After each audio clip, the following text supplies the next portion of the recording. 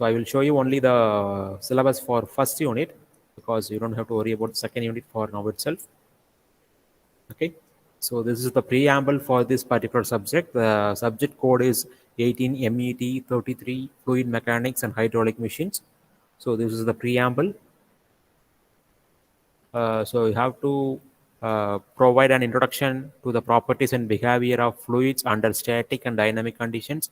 It introduces dimensional analysis and enables to apply the basic performance analysis to hydraulic turbines and pumps. So what is called preamble?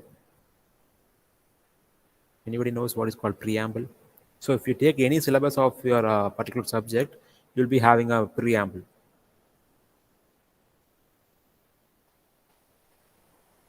So what is the meaning of preamble first? Sir, introduction. Introduction. Yes, if you start that particular subject, before starting the subject, you should know about the few headings. So that will be mentioned in preamble. Okay, so here preamble is you have to be introduced with the property and behavior of fluids under static and dynamic conditions. So you have studied about fluids in your physics classes itself. So that is why this preamble has been introduced here. Okay. Similarly, it introduces dimensional analysis and enables to apply the basic performance analysis to hydraulic turbines and pumps. So you should know how the hydraulic turbines and pumps, how it is working. So this is the preamble for this subject. And next one is that our first unit. So this is our first unit content. So for your first CAT test, this is the portion. I will explain you one thing. I will not share this PPT in your Google Classroom. So instead of that, I will share this recorded session through any medium like Google Drive, or else I will be sharing this recorded videos in YouTube. Okay, you can refer there. Because if I am sharing this PPT, you will directly refer only this PPT. You will not read the contents that are available in your textbook. Okay, so I am referring a Bansal book. So the author name is Bansal, R.K. Bansal. Okay, so I will be taking classes with the help of that particular textbook. So if you are referring R.K. Bansal, it is okay, or else you can refer the textbook that are mentioned in your syllabus. Is it clear? And also with that, I will not take attendance during these sessions. So my condition is that the attendance will be automatically recorded through Google Meet, and it will be sent as a mail to my personal mail ID. So my condition is that you should be on this. You should be available on this Google Meet platform at least a minimum of 35 minutes. So you may have network problem while joining or else while leaving. So that is your own issue. But if you're attending this class more than 35 minutes, I will award attendance. Similarly, I will take attendance shortly at the starting time of my class through attendance meet collector. So if you are not present during that particular starting time, I will mark absent. So okay, so that is my condition. நீ கரெக்டாக starting டைமில் ஷார்ப்பாக join பண்ணணும். At the same time, you should attend this particular Google Meet at least a minimum of 35 minutes. So the duration for each class is 45 minutes. So you should attend a minimum of 35 minutes. So if you're attending 34 minutes, I will mark absent for that particular person. Is it clear? So that's all about my conditions. I will directly move on to my heading. So I have still 10 more minutes. Okay. So the introduction to fluid mechanics. Okay. So what is called fluid mechanics? So from the condition itself, you can able to directly understand that fluid mechanics is a branch of science which deals with the behavior of fluids at rest and in motion. Okay, generally this subject deals with the study of liquids. So we'll be discussing only about the liquids only. We are not going to discuss about gases. Okay, what is called fluid? So I think everyone knows this. What is called fluid?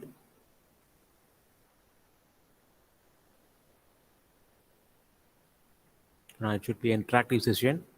Please someone respond for this. What is called fluid? Liquid. Liquid state. Only liquids?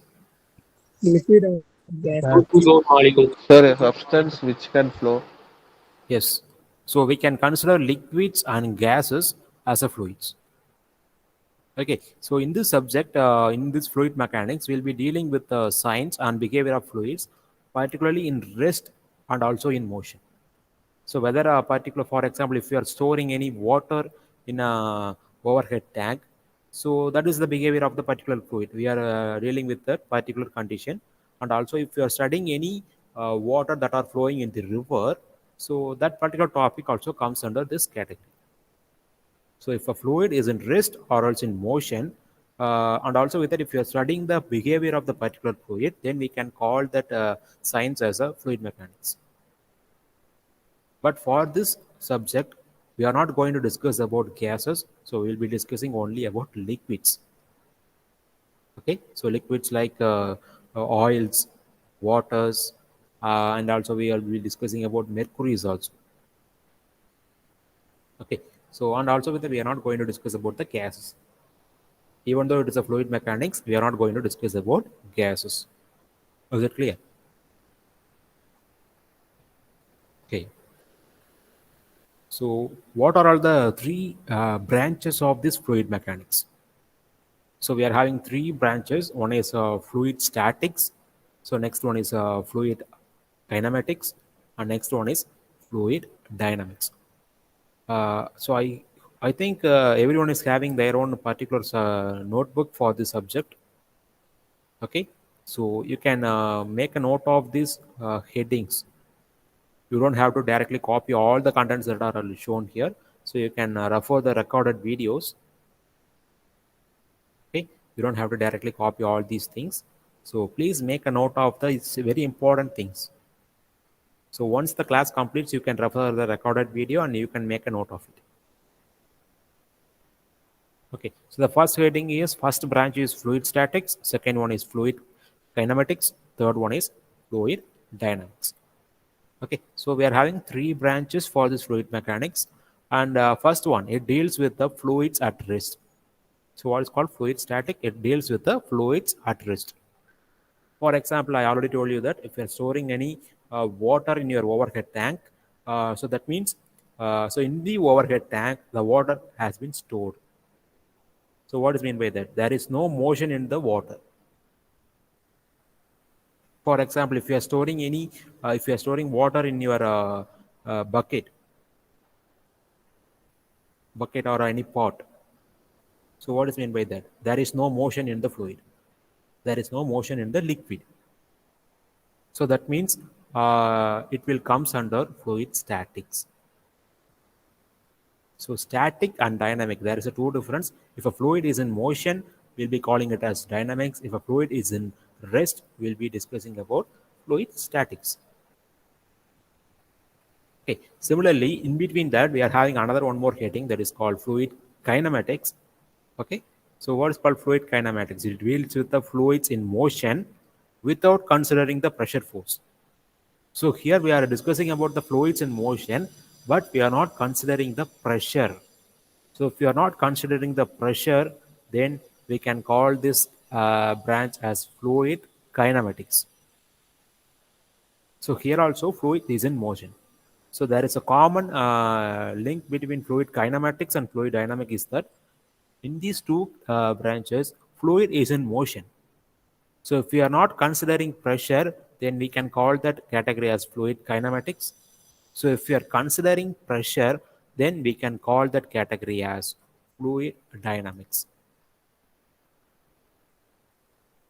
Okay. For example, if you are switching on your motor from your home, in your home, so that means you are creating a motion for that particular liquid.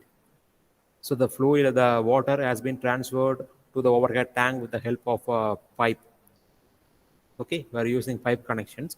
So in that pipe, there is a motion of fluid available. Okay, so if you are not considering the pressure available inside the pipe, then we can call it as fluid kinematics. If we are considering the pressure inside the pipe and also we are studying the behavior of the particular fluid, then we can call it as fluid dynamics, because inside the pipe there is a fluid in the motion.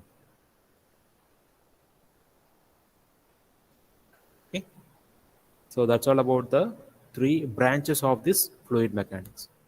So all the category will comes under these three branches. Okay, for example, if you are riding with the help of any ship, if you are riding in a sea, riding in a sea, so you are riding with the help of a small ship. Okay, so if you are riding from the border, so you'll be having more tides. Okay, so tide, that means okay, that fluid is in motion. So tide means fluid is in motion. So the tide will keep on hitting the front portion of your ship.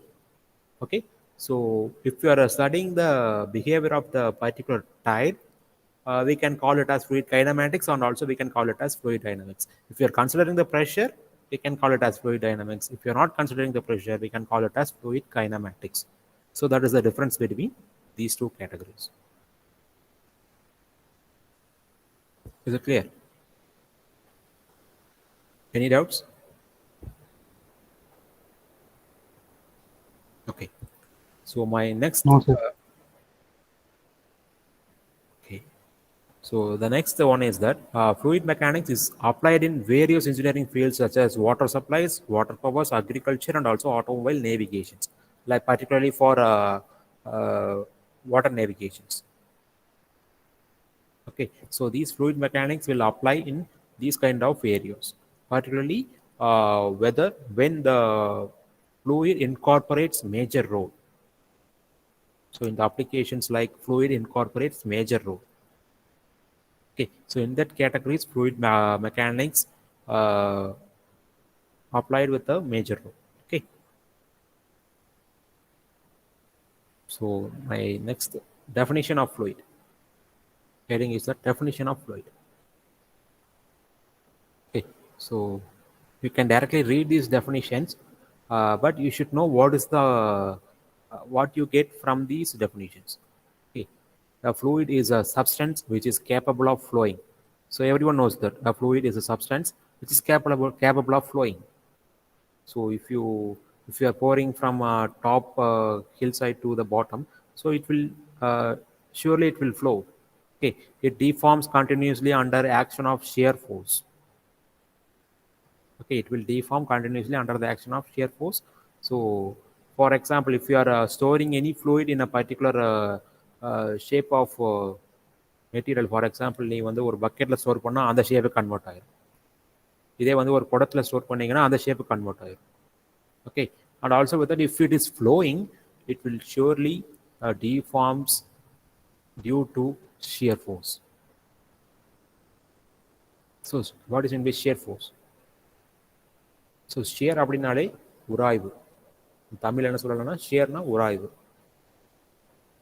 Okay, so due to the layers of fluids itself, it will deform continuously under the action of shear force. Okay, and also with that, fluid is not having any definite shape. It will take the shape of the containers that you are using to store the particular fluid. Similarly, if you are using overhead tank, the fluids will be in the shape of overhead tank. If you are storing any fluids in bucket, so it will take the shape of the particular bucket. Okay, so there is no specific shape for a fluid. Okay, so fluids will be classified into three categories. So as I said earlier, we can consider liquids, gases, and vapors as a fluid.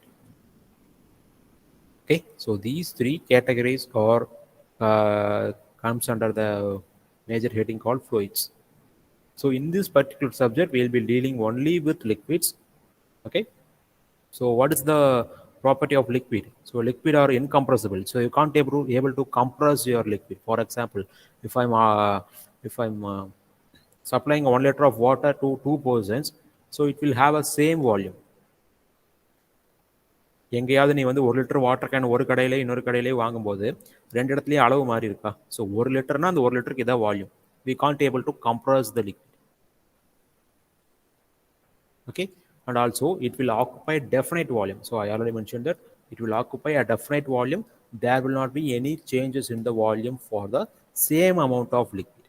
So that means you can't able to compress the liquid, and also it will have free surface. Okay, so that's all about the liquids.